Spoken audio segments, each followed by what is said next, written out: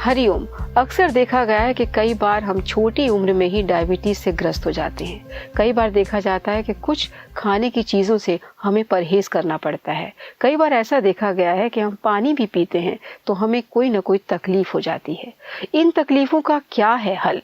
हो सकता है हमारी जीवन शैली हमें बदलनी पड़े, हो सकता है हमारे आसपास कुछ ऐसी चीज़ें हों जिन्हें हम अवॉइड करें, यानी कि अगर उन्हें न ले तो हम स्वस्थ रह सकते हैं। हो सकता है हमारे सोने और उठने का पोजीशन गलत हो। इन सब के बारे में हम आज चर्चा करते हैं डॉक्टर अतुल से। डॉक्टर साहब, आपका स्वागत है। और ये बताइए कि जो मेट्रोपॉलिटन सिटीज़ है उसमें सबसे ज़्यादा डायबिटिक पेशेंट मिलते हैं, उसमें सबसे ज़्यादा थुलथुल शरीर मिलते हैं, उसमें बच्चे दौड़ तक नहीं पाते। ये क्या कारण है? मैं आपका जो बताया है उसका सारा मूल तत्व है कि जीवन शैली, आजकल का जो लाइफ स्टाइल, जैसे अभी बताया कि बच्चों में डायबिटीज़ देखा जाए तो हम ये कुछ आज से 20 साल पहले 25 साल पहले अगर देखो, कभी सुनने में नहीं आता था कि बच्चों को भी डायबिटीज़ होते हैं। इसको बोलते हैं टाइप 1 डायबिटीज़। टाइप 2 जो होता है, जो बड़े लोगों को होता है, वो टाइप 2 होता है। टाइप 1 बच्चों में होता है। अभी तो रिसर्च में एक टाइप 3 भी आने लग गया है, उसको मेटाबॉलिक सिंड्रोम बोलते हैं, कि जो ब्रेन में शुगर की लेवल बढ़ जाती है ब्रेन में, तो मेटाबॉलिक सिंड्रोम कहा जाता है। वो टाइप 3 भी अभी कह रहे हैं अमेरिकन डॉक्टर्स की टाइप 3 हालातों में बढ़ती है। ये जीवन शैली कह रहा हूँ मैं। अभी इस पॉइंट पे आता हूँ कि जीवन शैली, ये डायबिटीज़ कोई बीमारी नहीं है। डायबिटीज़ कोई बीमारी नहीं है। अभी बच्चों में, जैसे हमने अभी तक जो बातें की, अभी जो समझा है जैसे हम दिव्य शिशु में हमने समझा कि बच्चों का जैसे बच्चा आता है तो भी उसके साथ किस तरह से उसकी कैसा देखभाली होनी चाहिए, हमने जो बात की थी। साथ साथ उसका कैसा खान पान क्यों कैसा किस तरह से होना चाहिए, उसका प्रतिदिन शरीर स्वस्थ रहने के लिए उसके लिए मालिश होनी चाहिए, मालिश करनी चाहिए।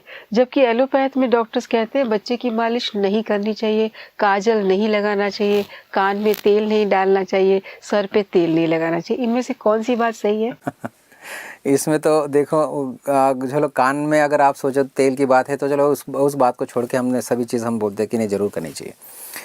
देखो, मालिश की बात ऐसी होती है ना, मालिश से एक तरह का वो एक्सरसाइज है, एक तरह का वो मांसपेशियों का एक्सरसाइज है मालिश को करना। तो कई तेल अवेलेबल है मार्केट में, अलग अलग तेल होते हैं, अलग अलग माताएँ अपने अपने कैपेसिटी से अलग अलग तेल, पर उत्तम तेल माना गया है जैतून का तेल, ऑलिव ऑयल जिसको बोलते हैं। वो पेनिट्रेट अच्छी तरह से होता है। ठीक तरह से पेनिट्रेट होने से पूरी मांसपेशियों पर उसका पूरा असर मिलता है, पौष्टिकता मिलता है, उसकी पूरी तरह से गुण पूरे मिलते हैं। तो जैतून का तेल सर्वोत्तम माना गया है मालिश के लिए। माता यूज़ कर सकती है अपने नवजात शिशु के लिए, जो मालिश के लिए करना है तो कर सकते हैं। और बाकी जैसे जैसे उसके हमने बताया उस तरह से उनका खाना पान उस तरह से करना है। बावजूद भी आजकल बच्चों में बड़े बड़ी बीमारियाँ दिखने लग रही है। जैसे डायबिटीज़ टाइप 1 हमने बात की, और थोड़ी जैसे बड़े होते हैं तो आजकल मैं आपको बताऊं, हमारे सामने एक तो ऐसा पेशेंट था, 19 साल का लड़का जो हार्ट अटैक से मरा। अब 19 साल का लड़का है, वो हार्ट अटैक से मर सकता है। तो देखो आजकल की पीढ़ी हम कहाँ जा रही थी। दिल्ली में 14 साल का भी हुआ है, देखो आप, देखो इस तरह से। तो ये जीवन शैली मतलब आप कभी किस तरह से समझ रहे हो? जीवन शैली मतलब कैसा है कि आजकल का सबसे खान पान। आपको मैं एक चीज़ थोड़ा बता देता हूँ, थोड़ा मतलब आरोग्य के बारे में एक फार्मूला। चलो हम इसको परसेंटेज में कर लेते हैं। अगर हम आरोग्य को अगर 100% में गिन ले, हमें 100% आरोग्य किस तरह से हो सकता है, हम जब संसार में रहते हैं। 40% आरोग्य हमारा खाने से मिलता है।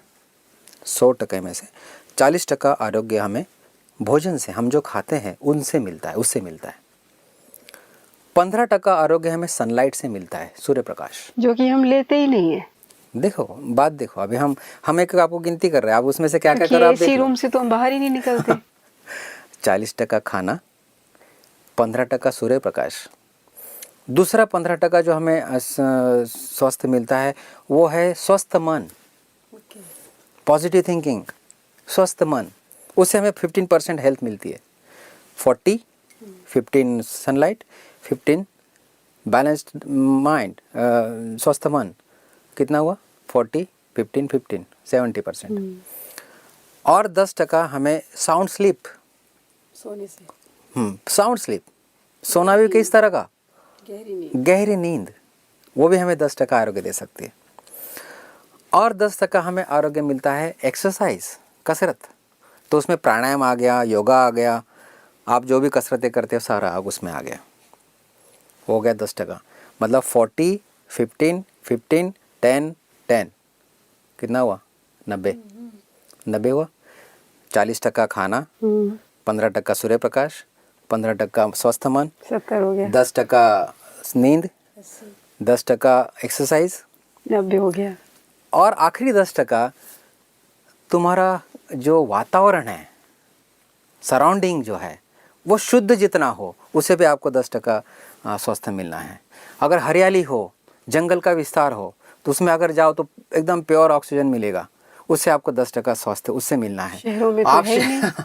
वही बात है, आप शहरों में अब जिस तरह से इंडस्ट्रियलाइजेशन हो हम चुका जैसे है, दिल्ली में, वहाँ तो महा पॉल्यूशन वाले शहर में, तो आप देखो तो ये 10% तो हमारा गायब हो गया। तो कहने का तात्पर्य यह है कि हम ये कह रहा हूँ कि आपको स्वास्थ्य में जो 100% आपको मैं गिनती करा दी, तो ये गिनती जो है ये 40, 15, 15, तो आप, मैं ये नहीं कहता हूँ कि खाने से 40% आपको मिलना तो 40% कंप्लीट मिलना है, कम से कम उसमें से 20-25% तो लो।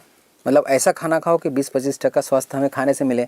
सूर्य प्रकाश से हमें 15% है तो कम से कम ना 15%, 10% तो लो।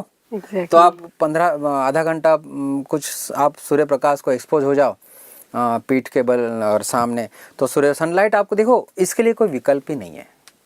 सनलाइट का कोई विकल्प नहीं है। हमें लोग बोलते हैं भी हम सर हमारे पैरों में कमजोरी है, इसमें कमजोरी, हम कैल्शियम की गोली खा रहे फिर भी कम नहीं होते। हमें बड़ा ये अभी क्या करें, ना समझी का, लेकिन ना समझी की सनलाइट का बात भी है। एक पोजीशन होता होगा, जैसे डायरेक्ट सनलाइट को हम अवॉइड करते हैं, और मॉर्निंग का सनलाइट हो या सनसेट का सनलाइट हो, शायद वो ठीक है, ऐसा कुछ है क्या? देखो सवेरे 9 से पहले का सनलाइट अच्छा है जो हम टॉलरेट कर सकते हैं, पर मैं तो लोगों के लिए ये कहता हूँ कि आपको जब भी समय मिलता हो सनलाइट लो, आप लो थोड़ा तो क्यों लो। सवेरे अगर कोई बोलता है हमें कोई समय काम है नहीं मिलता, चलो 12 बजे समय, 12 बजे के सनलाइट में आप 15-20 मिनट खड़े रह जाओ, पर हो जाओ, ज़रूरी है। मानता हूँ कि थोड़ा तेज़ होती है उसकी रेज, पर भी आपके शरीर में जो अगर पड़ते हैं तो शरीर उसको विटामिन डी बनाता है। देखो विटामिन डी शरीर के लिए क्यों ज़रूरत होता है, जो सनलाइट के द्वारा विटामिन डी शरीर में नहीं जाता। शरीर मात्र और मात्र सनलाइट के प्रेजेंस में ही, उसके प्रेजेंस में ही विटामिन डी बना सकता है शरीर। तो बिना सनलाइट के शरीर विटामिन डी बनाएगा क्यों? और विटामिन डी की शरीर की जरूरत क्या है कि जब तक विटामिन डी शरीर में नहीं रहेगा, जो शरीर में कैल्शियम घूम रहा है, जो आप खा रहे हो कैल्शियम, वो सेल्स के अंदर जाने के लिए विटामिन डी उस सेल की खिड़की खोलता है, यानी एब्जॉर्ब नहीं होगा, एब्जॉर्ब ही नहीं होगा उसके अंदर। तो हमें विटामिन लगेगा डी ही होगा नहीं। तभी कैल्शियम सेल्स में जाएगा। विटामिन डी नहीं होगा तो कैल्शियम खा के करोगे क्या आप? यानी हमें मिला ही नहीं कैल्शियम। मिला ही नहीं, खा के भी नहीं मिला। हम्म, क्योंकि विटामिन डी की लेवल शरीर में होगी तो सेल्स के दरवाजे खुलेंगे, अंदर कैल्शियम जाएगा, वो विटामिन डी का काम है। जैसे ग्लूकोज, हमारे शरीर में ग्लूकोज जो होता है, जब हम खाते हैं ग्लूकोज में रूपांतरण होता है हमारा खाना, तो हमारे शरीर में इंसुलिन नाम का जो हार्मोन होता है वो सेल्स के दरवाजे खोलता है और ग्लूकोज को अंदर करता है और दरवाजा बंद हो जाता है। तो दरवाजे खोलने का जो काम होता है वो इंसुलिन का है ग्लूकोज के लिए, वैसा विटामिन डी का काम दरवाजे खोलना है कैल्शियम के लिए। तो ये तो लोगों को पता ही नहीं। अब यही तो बात आती है ना, हम डॉक्टर के पास जाते हैं, गोलियां खाते हैं, पर हमारी लाइफस्टाइल चेंज करने के लिए कोई डॉक्टर कहता ही नहीं है कि आपको सूर्य प्रकाश में बैठना अनिवार्य है। अगर आप कैल्शियम सप्लीमेंटेशन ले रहे हो तो आपका सूर्य प्रकाश में बैठना आपका अनिवार्य है। तो ही काले हो आपको जाते हैं डायरेक्ट सनलाइट में जाने से, डार्क कलर हो जाता है हमारा, क्रीम की जरूरत पड़ती है, सनलाइट अवॉइड करते हैं। आजकल फैशन है शहरों में, सनलाइट से बचने के लिए हम जो कपड़े पहनते हैं, हम छतरी लेके चलते हैं, हम एसी कार में रहते हैं, एसी घर में रहते हैं, क्योंकि सनलाइट हमें नहीं चाहिए, उससे लू निकलती है, लू हमें नुकसान देती तो है। फिर बीमारी के लिए तैयार हो जाओ। अलग अलग बीमारियों के लिए तैयार होना ही पड़ेगा। लाइफस्टाइल डिसीज़ के लिए आपको तैयार होना पड़ेगा। डायबिटीज़ है, ब्लड प्रेशर है, हार्ट प्रॉब्लम है, कैंसर है, किडनी फेलियर है, न जाने क्या क्या, इसके लिए आपको तैयार रहना ही पड़ेगा। क्या किया जाए? लाइफस्टाइल डिसीजेस कोई बीमारी बाहर से अंदर नहीं आ रही है, ये हम तैयार कर रहे हैं। देखो पहले के ज़माने में लाइफस्टाइल डिसीजेज इतनी नहीं थी। 40-50 साल पहले लोग इन्फेक्शन से मरते थे, बैक्टीरियाज वायरसेस के इन्फेक्शन से मरते थे। आज लोग इन्फेक्शन से नहीं मरते, लाइफस्टाइल डिसीज से मरने लग गए हैं। क्योंकि पहले चौपाल लगती थी, धूप में लोग बैठ के बातें करते थे, आज वो सब गायब है। गायब हुआ। तो हमें अभी करना क्या है?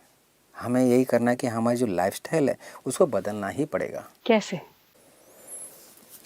अभी ऐसे है कि चलो जैसे मैंने बताया आपको, जो कॉन्फ़िगरेशन बताया, जो मैंने आपको बताया कि 40% खाना तो खाना सुधार दो, 15% सूर्य प्रकाश तो सूर्य प्रकाश लेना ही लेना है, 15% आपको मेंटल बैलेंस, आपका स्वस्थ मन बहुत ज़रूरी है, तो आप बनाओ उसको। फिर बाय मीन्स ऑफ, अगर आपको स्वस्थ मन कैसे बनाना है तो आप बनाओ कि अच्छी अच्छी बातें सुनो, अच्छे सत्संग सुनो, भगवान का नाम स्मरण करो, अच्छे अच्छे साहित्य पढ़ो। जिस तरह से आपका मन स्वस्थ रहे, जिस तरह से आपका मन में पॉजिटिव थिंकिंग आए, वो वातावरण में आप रहो। 15% आपको उससे मिलना है। बाद में साउंड स्लीप लो।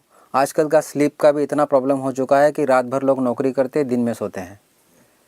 जब सचमुच अगर दिन में अगर सूर्य प्रकाश की जरूरत पड़ती है तो वो सोते हैं घर में, है ना, वास्तविकता है ना। नाइट करेंगे, दिन में सोएंगे।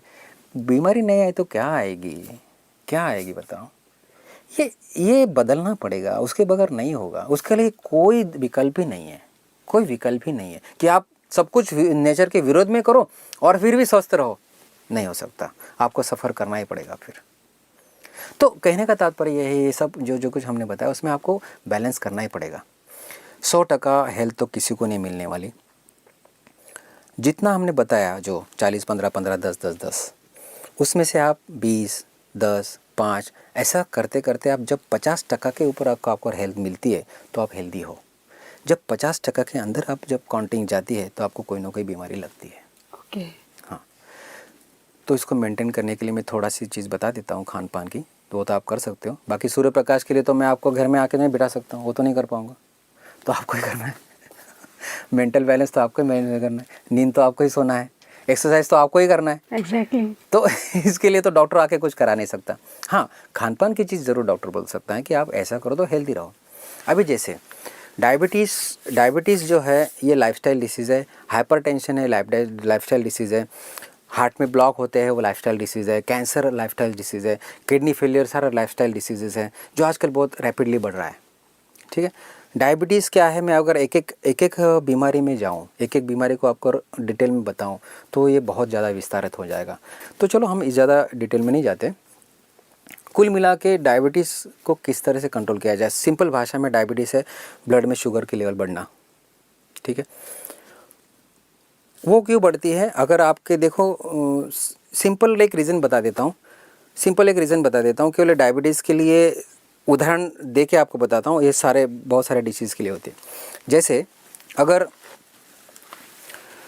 मुझे भूख लगी है, समझ लो अभी मैं ड्यूटी पर हूँ, ठीक है, मैं ड्यूटी कर रहा हूँ और मुझे अभी समय हुआ है, मुझे भूख लगा है।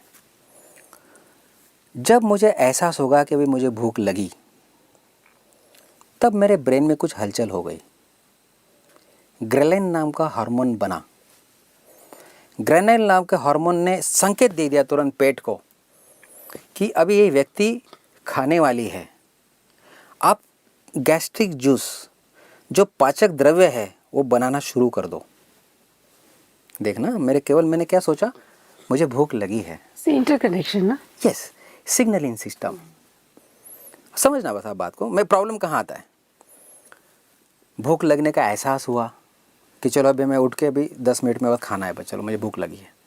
इतना एहसास मात्र से ब्रेन में हार्मोन बना, हार्मोन ने तुरंत संकेत दे दिया पेट के सारे सेल्स को कि भाई आप गैस्ट्रिक जूस बनाओ क्योंकि अभी खाना आने वाला है।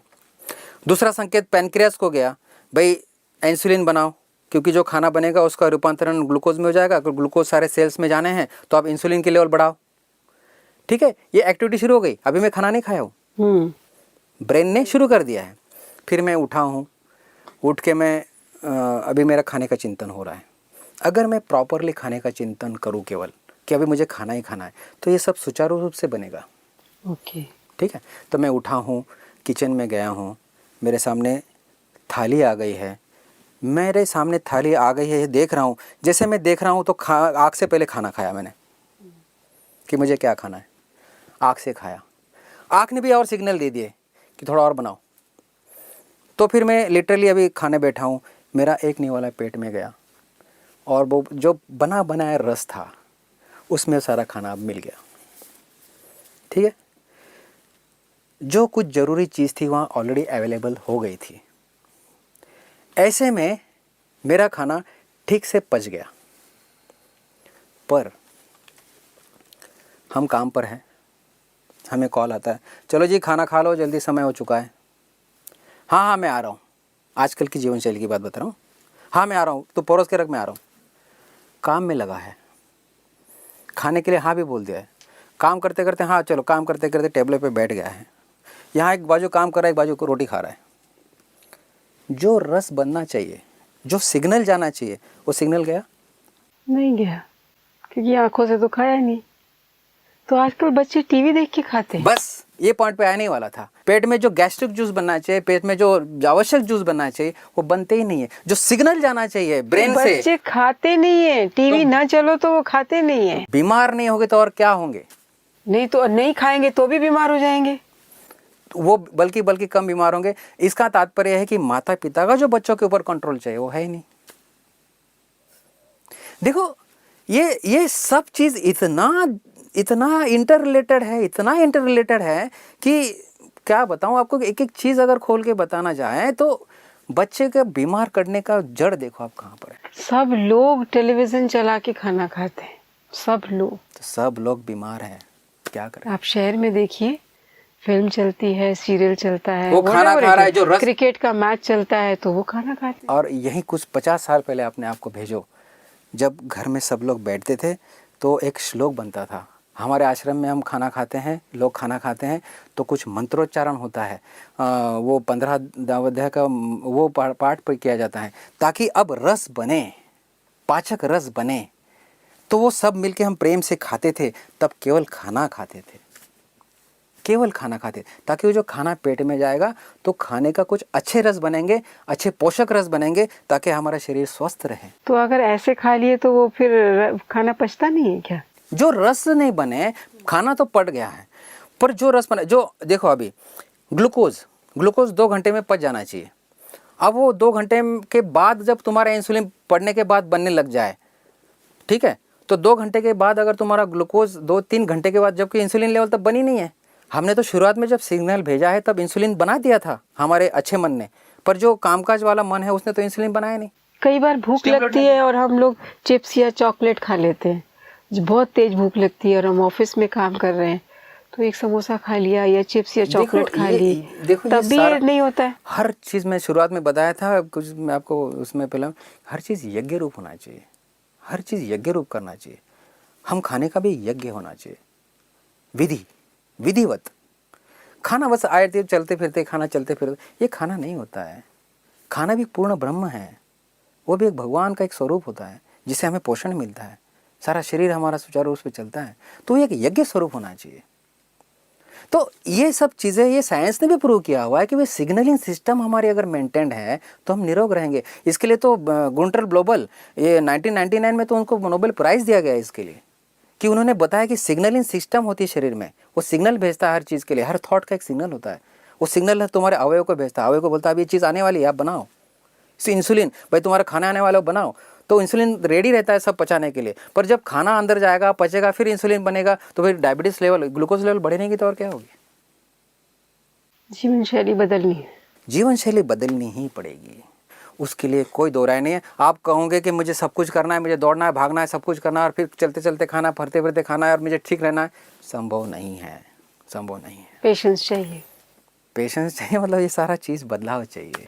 डॉक्टर साहब अभी आप सिग्नलिंग की बात कर रहे थे, आप कह रहे थे कि ब्रेन सिग्नल देगा और फिर इंसुलिन बनना शुरू हो जाएगा, फिर आंखों से हम भोजन करेंगे। अगर भोजन आंखों के सामने नहीं आता है और ये सिग्नलिंग स्टार्ट हो गई है, तब भी क्या कोई प्रॉब्लम हो सकती है? अच्छा, मतलब आपको खाना ही नहीं मिला, आपको भूख लगी और खाना नहीं मिला, खाना नहीं मिला, यही तात्पर्य है? एग्जैक्टली। ये तो बहुत अच्छी स्थिति है, शरीर के लिए अति उत्तम स्थिति है। देखो, स्वस्थ रहने का सबसे उत्तम तरीका है ये। क्या होता है सुनना आप। मुझे भूख लगी, भूख तो लगी है, मेरे ब्रेन ने सिग्नल भी दे दिया, सारे गैस्ट्रिक जूस, सारा जूस बन गया है, पर उसको पचाने के लिए अन्न नहीं गया। तब शरीर में एक सिस्टम होती है, उसको बोलते हैं ऑटोफेजी। ऑटोफेजी, ऑटो मतलब क्या? खुद, अपने आप, सेल्फ। फेजी मतलब खाना। ऑटोफेजी, खुद खाना। क्या खाना? हमारे शरीर में हमारे जैसे गलतियां, समझ लो जैसे आप बोलते हैं जो रोज़मर्रा जीवन में कुछ ना कुछ खा पी के हमारे शरीर में दोष पैदा होते हैं। दोष पैदा हो चुके होते हैं, न जाने कहीं कहीं कैसे कैसे न्यूट्रिएंट्स ऐसे पड़े होते हैं, कुछ कुछ कभी कभी किसी किसी को कुछ गांठें बनी होती है, कुछ ना कुछ शरीर में ऐसा पड़ा है जो पचा नहीं है, पचा, चलो वो तो पहले का पड़ा कोई हुआ। कुछ दोष गांठ के रूप में, किसी के रूप में, कुछ बीमारी के रूप में शरीर में है। जब आप अन्न भूख लगते हुए भी नहीं मिलता है तो ऑटोफेजी नाम की सिस्टम एक्टिवेट हो जाती है। ओके। हमारे शरीर में जो दोष है शरीर उसको पचा लेता है, शरीर उसको खाने लग जाता है। मतलब हमारे शरीर में उपवास में पेट खाली जब होता है, आपकी इच्छा है खाने की, ना अन्न मिले तो आपके शरीर की जो बीमारी है शरीर उसको खाने लग जाता है। बल्कि ये सबसे अच्छी उत्तम स्थिति है। कभी कभी शरीर में जानबूझ के मत दो, तो यानी मत खिलाओ। उपवास रखना एक यस, ट्रीटमेंट यही है। उपवास होता है, इसको बोलते हैं। उसको उपवास से, कंप्लीट उपवास से हमारे शरीर में ऑटोफेजी नाम की सिस्टम एक्टिवेट होने तो से लोग उपवास रखते कैंसर हैं तक तो ठीक हो जाता है। आलू खा लेते हैं, साबूदाना खा लेते हैं, वो उपवास रखते हैं। ये तो व्रत है, मैं उसको लिए उपवास नहीं कहूंगा। हाँ। वो व्रत है, सब्जी रोटी न खाने का व्रत। हमने वो आलू खा गए, वो व्रत मगर कह एक दिन सकते ऐसा हैं, रखो उपवास कि नहीं कह कुछ सकते। मत खाओ। मैं, हमारे सामने कई लोग आते हैं, हमने आज तो उपवास है। उपवास का मीनिंग कुछ और है। उपवास का क्या मीनिंग, इतना दिव्य मीनिंग है उसका। व्रत का वही है, भाई मैंने ये न खाने का व्रत ले लिया इसलिए मैं ये खा रहा हूँ, वो व्रत हो गया। उपवास नहीं, उपवास की चीज़ और होती है। उपवास तो वो ईश्वर के प्रति, और तो आपको शायद डेफिनेशन सब पता ही है। कहने का तात्पर्य है जो खाना बिल्कुल न खाए तो हमारा शरीर दोष खाता है, हमारे शरीर में बीमारी खाता तो है। ये कितने घंटे तक ऐसा रहे हम जिससे हमारे दोष समाप्त हो जाएं? दूसरे भोजन के समय तक भी रह सकता हो तो ठीक है, वो या बेनिफिशियल एक दिन है। में भी रह सकते हो तो अति उत्तम है। देखो जापान के जो वैज्ञानिक है उनको नोबेल प्राइज मिला, क्यों? उन्होंने ये प्रूव किया कि उपवास के कितने फायदे, उपवास से कैंसर तक ठीक हो सकता है। मतलब उपवास में क्या, कैंसर क्या है? कैंसर एक गांठ है जो कि खराब सेल्स की बनी है, ठीक है। जगह अगर तुम उपवास करते रहो, सतत उपवास करते रहो, तो शरीर को तो अन्न नहीं दे रहा, तो शरीर तो कुछ खाएगा।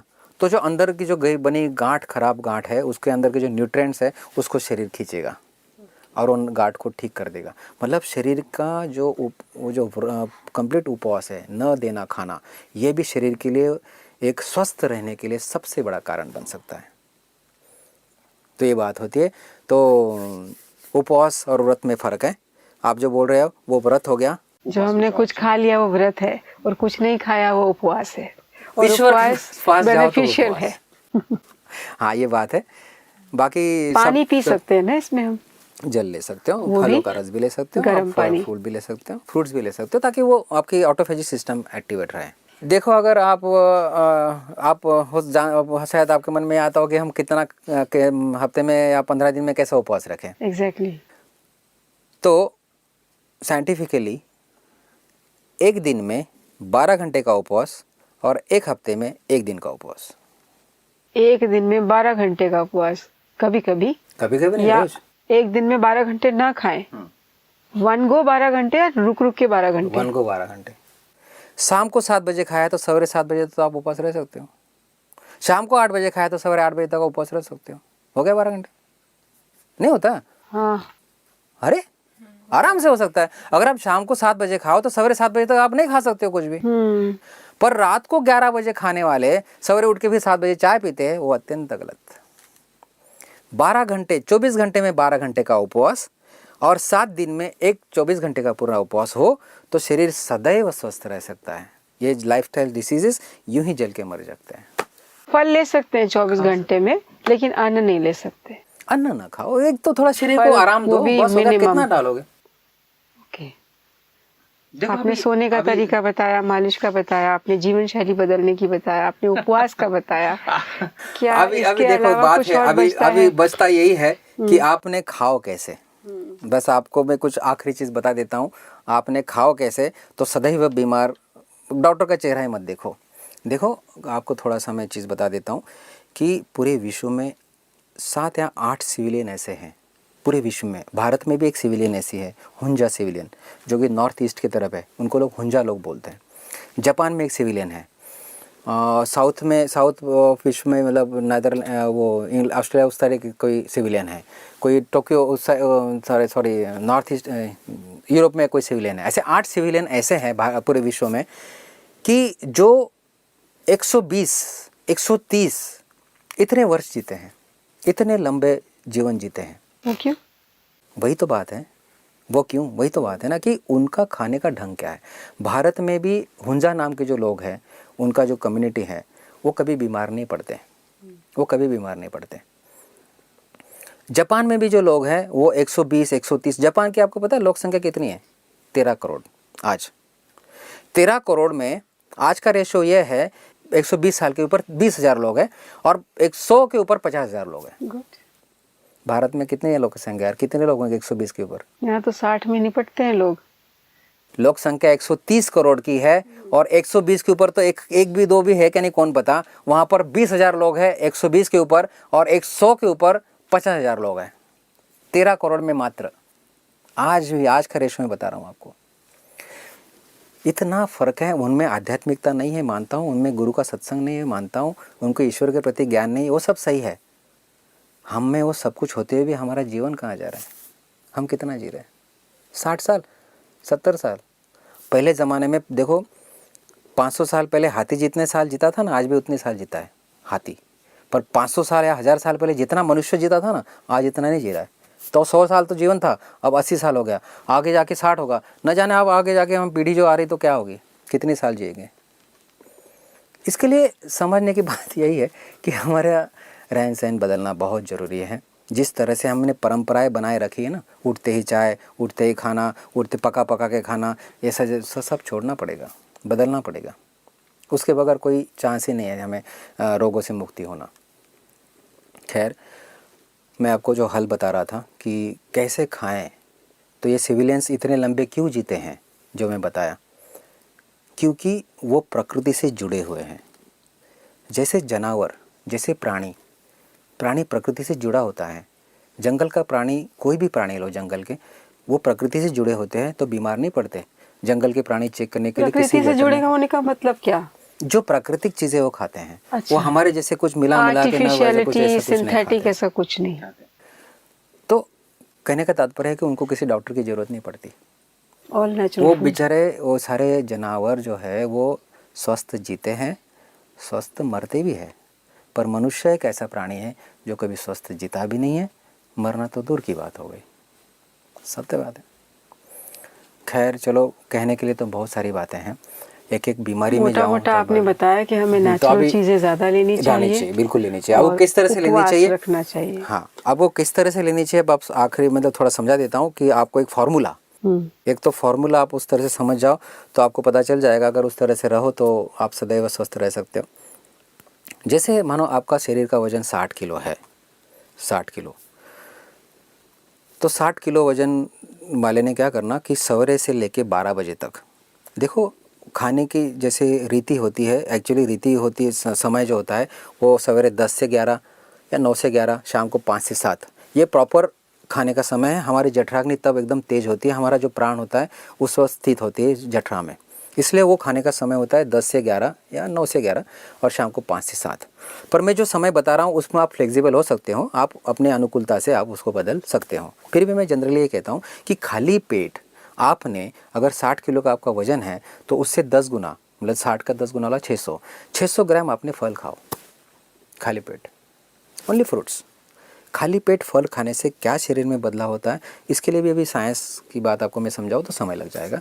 कुल मिला के ऐसे ऐसे द्रव्य हमारे शरीर में बनते हैं खाली पेट फल खाने से कि जो हमारे प्रतिकार शक्ति को बहुत बढ़ाते हैं, रोग प्रतिकार खूब बढ़ाते हैं।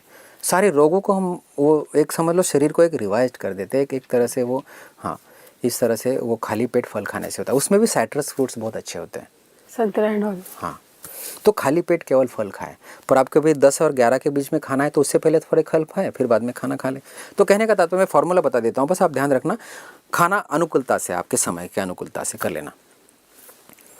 खाली पेट फल कितना, 60 किलो वाले ने 600 ग्राम, 70 किलो वाले ने कितना 700 ग्राम, 50 किलो वाले ने 500 ग्राम, मतलब जो वजन के 10 गुना उतने ग्राम फल खा जाए।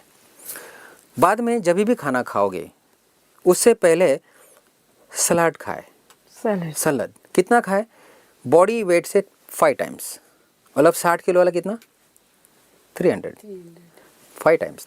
तो 60 किलो वाले ने 300 ग्राम सलाद खाए। फिर भले जो खाना है खाए, सब्जी रोटी दाल चावल। कितने गैप के बाद खाना? तुरंत खाए। एक थाली कच्चे की बनाए, एक थाली पकी हुई बनाए, एक थाली पूरी हो गई, फिर ये खाना। पर पहले कच्चा खाने के साथ साथ सैलेड नहीं नहीं, खाए। पहले सलाद। फैशन तो ये है कि खाने के साथ साथ सैलेड खाते सब हैं फैशन ही तो सब खड्डे या में ले जा खाने रहे के बाद सैलेड खाते हैं। हैं। सभी उल्टा हो रहा है। पापड़ सैलेड सब बाद में। कह रहा हूँ ना, सब उल्टा हो रहा है, इसलिए तो दिक्कत हो रही है ना। ये बीमारियां क्यों हो रही है? पापड़ वापड़ नहीं खाए। ना खाए तो अच्छा है। अब भी खाना भी है तो ये कच्चा खाने के बाद भले खाओ, फ्रूट्स खाएं, आपने सलाद तो खाएं। बिल्कुल ही रेस्ट्रिक्शंस कर दिया। देखो मतलब फल खाओ। अच्छा फिर दूध कब पियो? फिर दूध की बात आ गई। आप कौन सा दूध पियोगे? खाली फिर पेट मैं दूध पी पूछूंगा सकते हैं? दूध कौन सा पियोगे आप? नहीं, मान लीजिए गाय का मिले तो खाली पेट दूध पी सकते हैं? एकदम रात को सोते वक्त थोड़ा सा पी सुबह सकते हैं। नहीं? सुबह नहीं, दूध रात को पीना अच्छा होता है, सोते वक्त। ठीक है, समझ गए आप? खाना पहले क्या, फ्रूट्स खाएं, सलाद खाएं, फिर खाना खाएं। शाम को भी आपका जो बॉडी वेट है इंटू 5, मतलब 300 ग्राम सलाद खाएं, फिर खाना खाएं। 60 किलो वाला, मतलब आप जितना वेट है उतना आप मल्टीप्लाई कर लेना। 70 का हिसाब से आप कर लेना है फॉर्मूला, जो भी वेट है आपका। 60 के हिसाब से मैं बता रहा हूँ, 600, 300 फ्रूट सलाद, 300 सलाद, फिर खाना। और दिन में एक बार जितना बॉडी वेट है, मतलब 60 वाला 60 ml। खाने के बाद पानी ना पिए, है ना? तुरंत ना पिए, 1-1.5 घंटे के बाद पी सकते हो, 1.5 घंटे के बाद। पर 2 खाने के बीच में आप जरूर, जितना आपका बॉडी वेट है 60 किलो वाला 60 ml, उतने ग्रीन लीव्स जो हरे पत्ते होते हैं उसके रस जरूर पी सकते हैं आप। हरे पत्ते, कच्चा? हाँ कच्चा। हरे पत्ते जो होते हैं, जो हम हरे पत्ते खाते हैं, उसका जूस निकाल के जरूर पिए थोड़ा पानी। जैसे पालक है, मेथी है, धनिया है, मूली के पत्ते हैं, गाजर के पत्ते हैं। मैं तो केवल ये सब्जी की नहीं बात कर रहा हूँ, मैं तो ये कहूँगा कि आप पीपल के पत्ते ले लो, आम ये के भी पत्ते पी ले लो। सकते हैं? बिल्कुल, जो जानवर पत्ता खा सकता है मनुष्य खा सकता है। ओह, हाँ, उसके रस पी सकता है। तो बेल के पत्ते हैं, सरगवा के सिंग के पत्ते हैं, सहजन कहते हैं, सहजन के पत्ते हैं, शीशम के पत्ते हैं, गुड़हल के पत्ते हैं। कोई भी आप पत्ते आप उसको लेके उसको थोड़ा पानी डाल के उसमें मिक्सर में से घुमा दो, थोड़ा सा फिल्टर कर लो। जितना बॉडी वेट है उतना ml, कितना होता है 60 ml जी, 2 घूंट में हो जाएगा। उतना आप शरीर में नहीं पी सकते हो। शरीर में जो ग्रीन कलर होता है वो हमारे पौधों का खून है, वो इसलिए वो ग्रीन है। पौधों का खून क्या है? क्लोरोफिल। क्लोरोफिल, हाँ, पिगमेंट है। तो उससे वो ग्रीन है। तो जो ग्रीन कलर है उसका केमिकल स्ट्रक्चर और हमारे ब्लड का केमिकल स्ट्रक्चर एक जैसा है। लेकिन क्लोरोफिल को पचाने के लिए हमारे पास एंजाइम्स हैं क्या? आप करके देखो, आपको कैसा फीलिंग करते फिर पता चलेगा। भी सब कुछ कच्चा? अवेलेबल है, सब कुछ हमारे शरीर में है। बल्कि वो वही तो पचाने के लिए शरीर बना है, पर हम वो क्या क्या उसमें बना के न जाने क्या क्या उसमें सारे लाइव एंजाइम्स मार मार के हम खाते हैं। कोई मतलब अगर नहीं। वो हम खाते हैं तो क्या फायदा और नहीं खाते हैं तो क्या नुकसान है? देखो, मैं आपको बताया था कि ग्रीन जूस जो आप डायरेक्ट लेते हो प्योर, उसको फिर आप माइक्रोस्कोप के नीचे देखोगे तो उसमें कुछ चीज़ चमकती हुई हिलती हुई दिखेगी।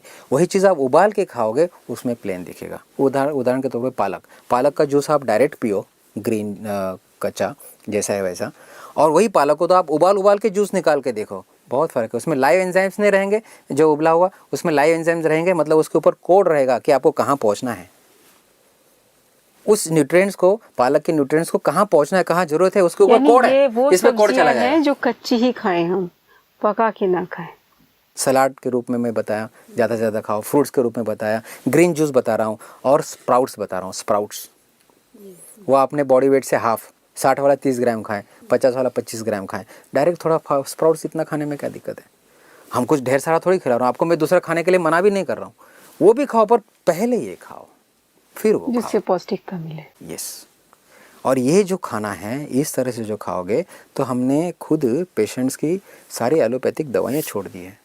डायबिटीज़ वाले की डायबिटीज़ की गोलियाँ छूट जाती है, प्रेशर वालों की प्रेशर की गोलियाँ छूट जाती है, कोलेस्ट्रॉल वाले की गोलियाँ तो हम दूसरे दिन छोड़ देते हैं। ऐसे जो भी दवाइयाँ डॉक्टर्स कहते हैं कि लाइफ टाइम खानी है, इस खाने से आपकी सारी गोलियाँ छूट सकती है। हम केवल आपको वही खिला रहे हैं कि जो खाते हैं हम, बस क्वांटिटी। फल तो हम खाते हैं, हमको कोई लोग बोलते हैं हम तो फल सर हम तो फल खाते हैं, मतलब एक फल खाना। सुना है कि फलों को छील के खाना चाहिए, चीकू है, सेब है, इसके छिलके नहीं खाने चाहिए। ऐसा नहीं, देखा जाए तो सेब फल के छिलकों में कितनी बढ़िया न्यूलिन नाम की तत्व है, वो जरूरी है शरीर के लिए, फाइबर है, वो खाना चाहिए, जरूरी है। ये सब छोड़ो जी, जो जैसा खाया जाता है इसकी उसकी बात सुनो मत। जो जिस तरह से खाया जाता है खा लो, जैसे होते खा सकते हो खा लो। देखो, एक फल खाना है, पर 600 ग्राम फल खाना दवाई है। सलाद में रूप में एक हाथ टमाटर खाना है, पर 300 ग्राम खाना दवा है। Food as a medicine we have to take. हाँ।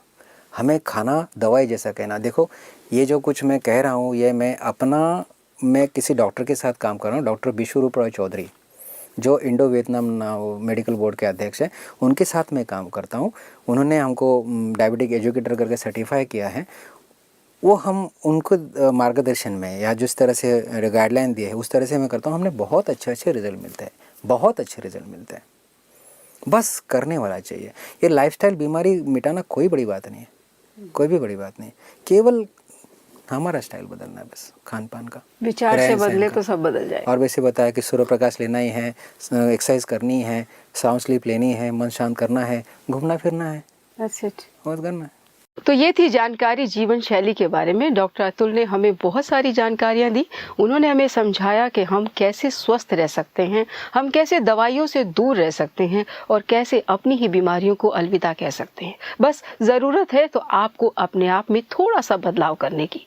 अपने खान पान में बदलाव कीजिए, अपनी जीवन शैली में बदलाव कीजिए। और ये बदलाव आपको कैसे करना है, ये जानकारी डॉक्टर अतुल से इस प्रोग्राम में ज़रूर लीजिए। हम चाहते हैं आप हमेशा स्वस्थ रहें और प्रसन्न रहें। हमारी फिर मुलाकातें होती रहेंगी कुछ नई जानकारियों के साथ। स्वस्थ रहिए और प्रसन्न रहिए। और आप याद रखिएगा कि आपको 12 घंटे का उपवास हर दिन जरूर करना है और हफ्ते में एक दिन 24 घंटे का उपवास जरूर करना है। जी हाँ, ये आपके लिए एक दवाई का काम करेगा और आपको बीमारियों से दूर रखेगा। डॉक्टर अतुल के साथ जो जानकारी हमने ली वो हम आप तक लेकर आए। ऐसी और जानकारियां हम आपके पास लाते रहेंगे। तब तक आप प्रसन्न रहिए और स्वस्थ रहिए और दीजिए हमें इजाजत। नमस्कार।